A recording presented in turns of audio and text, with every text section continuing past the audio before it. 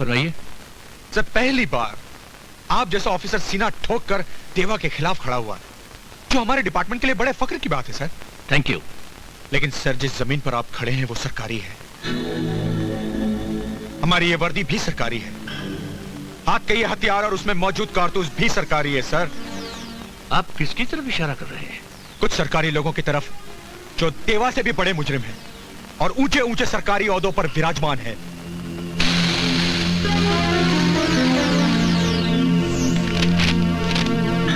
हकीकत जानने के लिए आपको देवा के पहले गुनाह की फाइल खोलनी पड़ेगी सर, लेकिन जरा सावधानी से। वो फाइल ऐसा अलादीन का चिराग है जिसे छूते ही एक जिन निकल आता है, जो आपको अपनी वर्दी समेत उठाकर कहीं और अपनी ड्यूटी निभाने के लिए भेज देता है। Let me tell you something, Mr. Patil. सरकार को भी हमारा तजुर्बा बहुत पुराना है। सब जानते हैं कि मलिक का फर्ज ईमानदारी और सच्चाई का वजन इतना है कि किसी भी जिन के उठाए नहीं उठने वाला। फाइल तो मैं बेशक खोलूंगा ही, लेकिन कुछ सरकारी लोगों को अपनी इस वर्दी की आबरू का अदब सिखाकर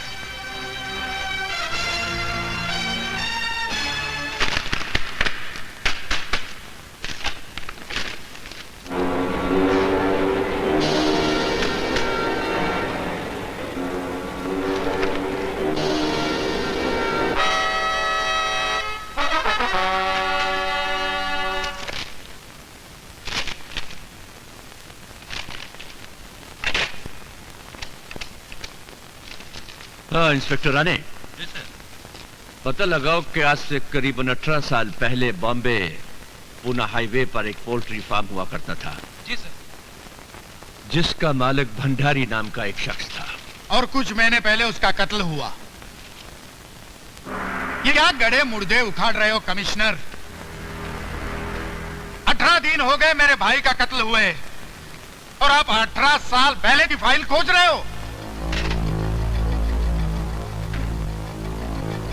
जिस शहर में जिंदा आदमी गवाही देने से इनकार करते हैं, वहां मुर्दों के बयान से ही छानबीन करनी पड़ेगी। छानबीन? छानबीन की जरूरत क्या है, जबकि आप खुद चश्मदीद गवाह हैं?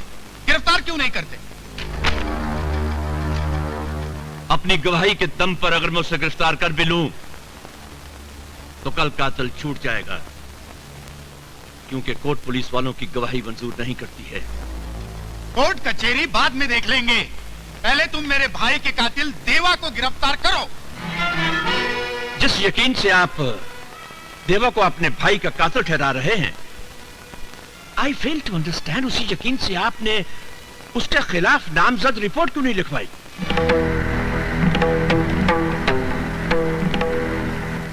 रिपोर्ट? इसलिए ये फाइलों का गोदाम बढ़ाने के लिए? पहले भी कई रिपोर्ट इन फाइलों में पड़ी सड़ रही है। क्या मेरे भाई का केस भी इन फाइलों में दफना देना चाहते हो? फॉर योर काइंड इंफॉर्मेशन, ये फाइलें सड़ नहीं रही हैं। ये फाइलें गुनहगारों की कहानियां हैं जिन्हें हम सुराग के लिए इस्तेमाल करते हैं। और ये बात मैं आप पर साबित करके रहूंगा इस फाइल से कि देवा के पहले गुनाह की डिटेल्स में यकीनन प्रजापति के कत्ल के पीछे कौन सा मकसद था। और शायद ये वजह भी हाथ लग जाए कि आप उसके खिलाफ रिपोर्ट लिखवाने में इतना कतरा क्यों रहे? कतरा तो आप रहे देवा को गिरफ्तार करने से, और गिरफ्तार कर भी कैसे सकते हैं, क्योंकि आपका पूरा डिपार्टमेंट बिका हुआ है। यहाँ तक कि आप भी देवा के ताश का एक पत्ता है, पत्ता। आई बेग योर पार्डन, ये सरासर झूठ है। ये सच है। आप देवा के खास आदमी हैं और उसी के रहमो करम पर आपका यहाँ ट्रांसफर हुआ है। It is nothing but a naked lie. झूठ है ये। अच्छा, ये तो सच है ना कि आपकी बेटी विजय नाम के लड़के से प्यार करती है? यस, ये सच है। और उस विजय का देवा से जायज या नाजायज रिश्ता है? रिश्ता? इम्पॉसिबल। यकीन नहीं आता ना? कमिश्नर, मेरे भाई के कातिल को छोड़िए, अपनी बेटी की मोहब्बत की छानबीन कीजिए।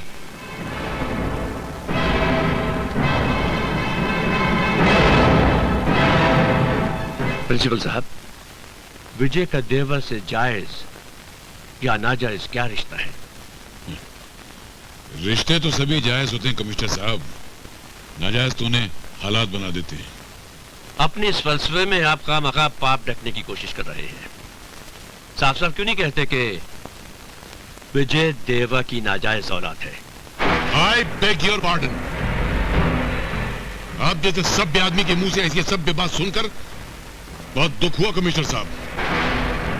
फॉर ए काइंड इंफॉर्मेशन, विजय अपने बाप प्रशांत कापरे की जायज औलाद है। देवा विजय का जायज मामा है।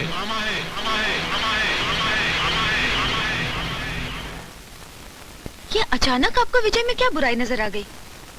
आपको वो पसंद था ना डैडी? उसकी अच्छाइयां जब तुमने गिनवाई थी तो यह खासियत बताना भूल गई थी कि वो इस शहर के डॉन देवा का भांजा है। डैडी, डैडी विजय ने ये रिश्ता अपनी मर्जी से तो नहीं चुना। इसमें विजय का कोई दोष नहीं है। तो फिर इसमें कसूर तुम्हारा है कि तुम कमिश्नर ऑफ पुलिस मलिक की बेटी हो, और ये तुम अच्छी तरह से जानती हो कि ये कमिश्नर यानी तुम्हारा बाप अपने फर्ज पे सब कुछ कमाल कर सकता है, यहां तक कि अपनी बेटी को भी।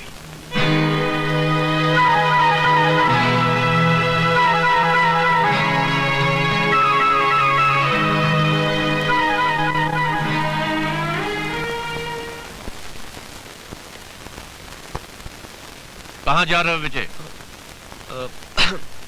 अंकल, वो अनीता आज कॉलेज नहीं आई? अब वो कॉलेज जाएगी भी नहीं, और तुम भी उससे मिलने की कोशिश मत करना। मगर अंकल क्यों? इस क्यों का जवाब तुम्हें देवा से मिलेगा। देवा का मेरी दुनिया से कोई ताल्लुक नहीं है अंकल। मामा है वो तुम्हारा।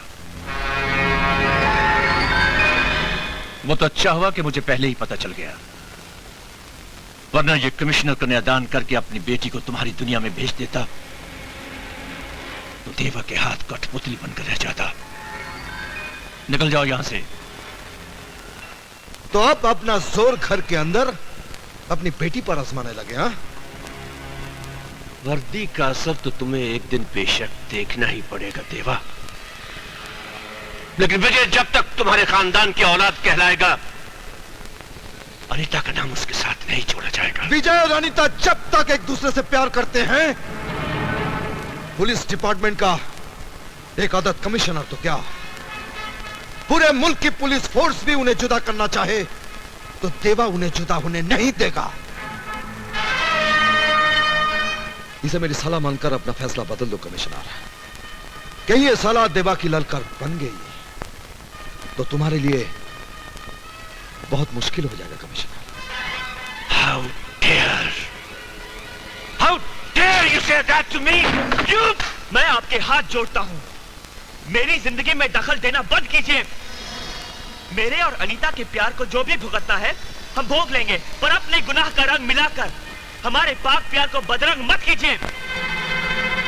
आपकी हैवानियत मेरे बाप को तो निगल ही चुकी है, और मेरी माँ आपकी बहन होने का जुर्माना अपनी मौत तक देती रहेगी। तेरी माँ ने मेरी बहन होने का जुर्माना दिया है ना, तो यह भी सुन कि उसके भाई ने अपने जिस्म को काटकर जिंदगी की किश्त कैसे भरी है। आज वो हकीकत उसके भाई से तुझे सुननी पड़ेगी। चल।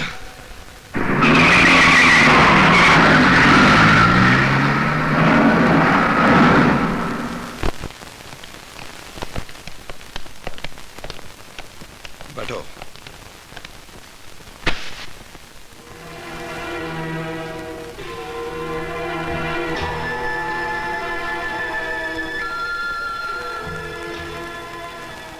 तुम्हारे बाप का कत्ल मेरे हाथों जरूर हुआ था, लेकिन मैं ये नहीं जानता था कि वो तुम्हारा बाप है। दीप्ति ने मुझसे कभी कोई बात नहीं छुपाई थी, लेकिन जब वो प्रशांत कापरे से प्यार कर बैठी, मुझे बताया तक नहीं। उस दिन मुझे बहुत बड़ा धक्का लगा था, जिस दिन उसने मुझे बताया कि भैया हमारी शादी हो चुकी है। क्या कहा तूने? भैया, भैया मुझे माफ कर दीजिए। हम दोनों मजबूर थे भैया। प्रशांत की शादी उसके घर वाले कहीं और कर देना चाहते थे, तो भगवान को साक्षी रखकर हमने मंदिर में शादी कर ली। तो क्या भगवान नीचे आकर इस बात की गवाही देंगे? किस किस को बताता फिरेगा तेरा ये गरीब भाई कि तेरी शादी हो चुकी है? जीते जी मार डाला तूने मुझे। भैया, भैया मुझे मार डालिए। मैंने आपके विश्वास का खून किया है। प्यार के जज्बात में मैं ये भूल गई, मेरा भाई सिर्फ मेरा भाई नहीं, मेरी माँ भी है, मेरा बाप भी है।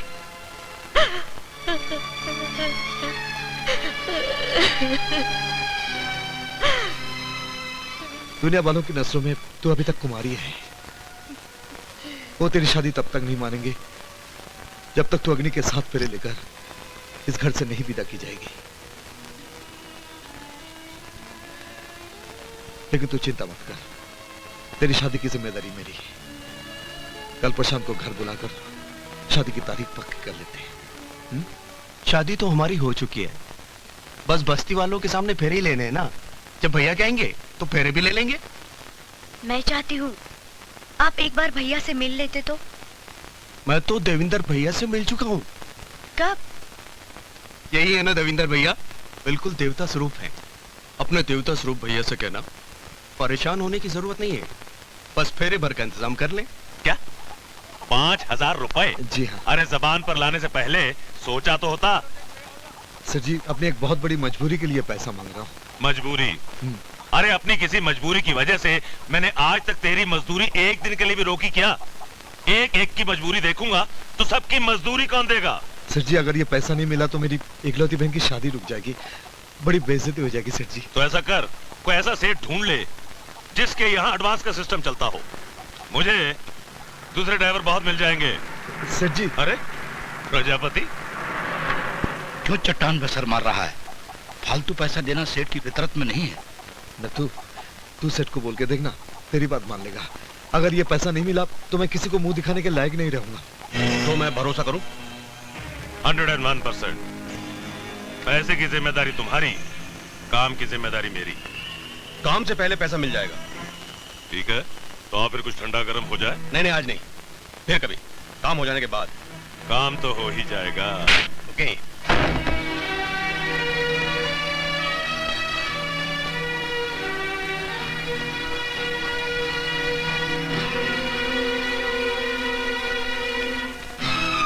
भैया, इतनी देर क्यों लगा दी? प्रशांत आए थे, काफी देर तक इंतजार कर रहे थे। कल परसों आकर आपसे खुद मिलेंगे। कह रहे थे भैया से कहना ज्यादा परेशान ना हो, बस फेरों का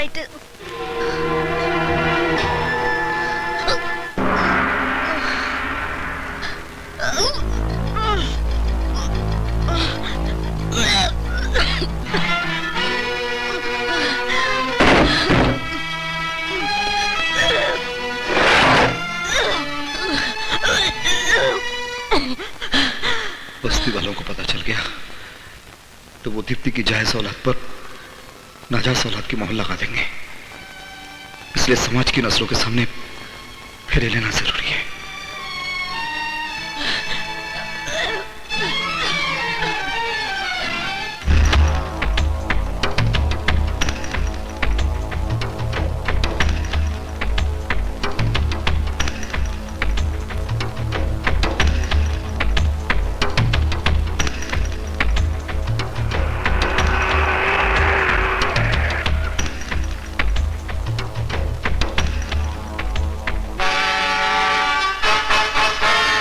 तेरे सब आदमी तैयार है ना भंडारी? हाँ हाँ, सब तैयारियां हो गई हैं। ये यही क्या? हाँ यही है। ये पैसे दे। हाँ ठीक है, देता हूँ। ले, पूरे 10 हैं। हैं? और सुन, काम हो जाने के बाद 1 महीने तक इधर दिखाई मत दियो। हैं? अरे इसकी तो हवाइयां उड़ रही हैं भंडारी, ये काम कर पाएगा क्या? अरे अपनी गारंटी है यार। पक्का? हाँ। अच्छा वो दोनों का हिसाब बराबर है ना? हाँ, उन दोनों को फिट कर दिया है। ठीक है, मैं चलता हूँ। ए, संभल के करियो है, संभल के करियो। भंडारी, काम हो जाने के बाद मेरे को फोन करियो यार। हाँ, कर दूंगा, कर दूंगा। ठीक है, मैं चलता हूँ, संभल के करियो यार। ए नथु, तस्वीर दिखा इसे। शक्ल अच्छी तरह से पहचान ले। मजदूर भाइयों, आज हम लोग जो यहाँ इकट्ठा हुए हैं, तो एक बात ध्यान से समझ ले, इस बार की स्ट्राइक से हमारे मजदूर नेताओं के कौन कौन से मंसूबे जुड़े हुए हैं। हम स्ट्राइक करते हैं अपनी मांगों के लिए, लेकिन हमारी यह स्ट्राइक नेताओं की आमदनी का जरिया बन गई है। इस स्ट्राइक का इस्तेमाल करके वो मिल मालिकों से पैसा ऐंठते हैं अपनी अय्याशी के लिए। मेरी बात ध्यान से सुनो, मिल हम मजदूरों की है दोस्तों। किसी भी स्ट्राइक में मिल के काम ठप होने का असर सीधा हम लोगों पर होता है। अरे तो मिल मालिकों की भाषा बोल रहा है। अब बात का मतलब गलत ले रहे हैं दोस्त। मैं तुझे खूब समझ रहा हूँ। बता बता कितने में खरीदा है मिल मालिकों ने तुझे? भाइयों, मैंने इसे मिल मालिकों के साथ कई बार घूमते हुए देखा है। तू नेताजी के बारे में एक भी लफ्ज बोला तो मैं थोबड़ा तोड़ दूंगा। क्या तू मेरा थोबड़ा तोड़ देगा? हाँ, मेरा थोबड़ा तोड़ मेरा थोबड़ा। भाइयों, झगड़ा मत कीजिए, शांत हो जाइए आप लोग। देखिए, झगड़ा मत कीजिए, ये हमारी मीटिंग को तोड़ने की साजिश है। आप लोग समझ नहीं रहे हैं। मामला अच्छा है, भगदड़ मच गई है। मैंने अपना काम कर दिया, अब तू अपना काम कर। जा भाइयों, भागो मत। जा, हिम्मत कर, जा जा। भाइयों, रुक जाओ, इनको इनकी साजिश में कामयाब मत होने दो।